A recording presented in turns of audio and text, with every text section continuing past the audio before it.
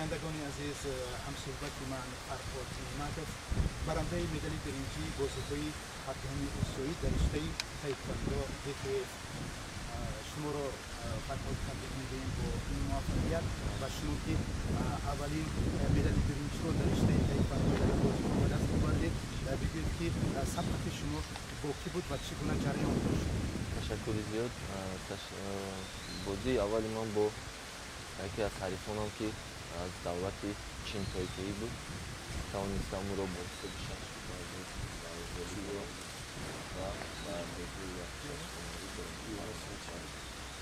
بعدم بازی دوم من که برای در اومدن با بازی انتظامی بود با انگلیستان و افغانستان توانستم او را با 22 کردم. بازی دوم و بازی انتظامی من با 22 ثانیه ایران یکی از پرتوان‌هایی که چه می‌دانید در پیشنهاد داشتم با او راه بودم و با 27 بازی باختم. فرهاد شما باور دارید که برای انتخاب صحبی مدال می‌شود؟ راستی گپ ما پیش از بازی‌های آسیا که خیلی شما می‌دونید ما چمپیوناتی آسیا داشتیم در اونجا در شهر تاشکент. البته ما در همونجا هم ماهرو حلیم و هم علی شیرگیرov و هم خودی من در اونجا از بازی خیلی راضی بودیم. در اونجا تونستم که جای چهارم بگیرم و البته بودم از نیروی اوزبکستان و با او باختم. ولی در اونجا البته ما دیدیم که ما میتوانیم در بازی آسیا جای بگیریم و اومدیم در اینجا همه کوشش و تلاش خودمون رو غیرتمون رو نشون دادیم و توانستیم که در اینجا هم مدال رو البته در اینجا مدال برنجی رو گرفتیم. شما نیز به مثل علی شیرگیرov در المپیادهای لندن شرکت داشتید و لطفاً می‌گفتید که این بازی‌ها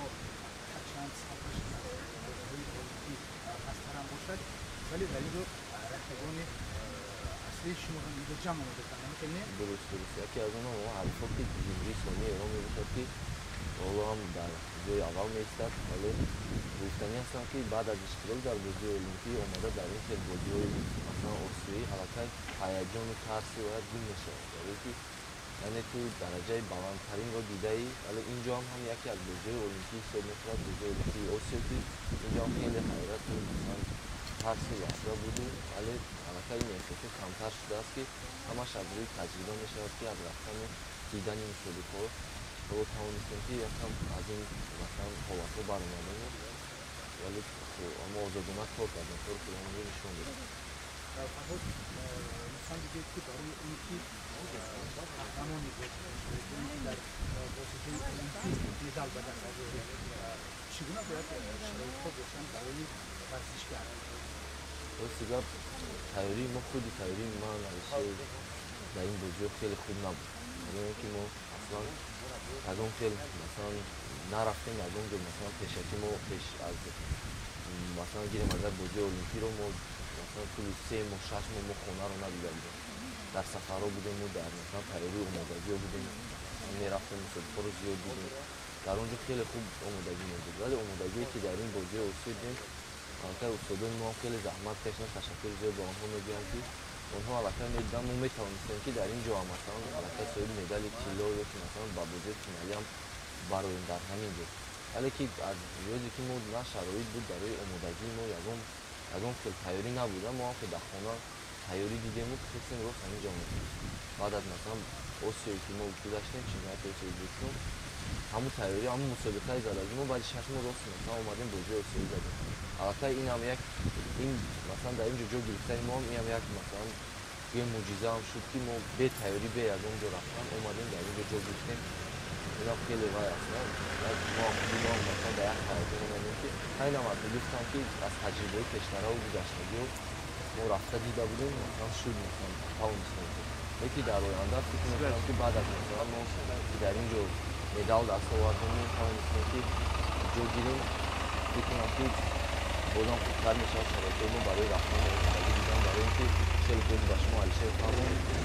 ما باید همه برای راحت گرفتن با بازی المپیک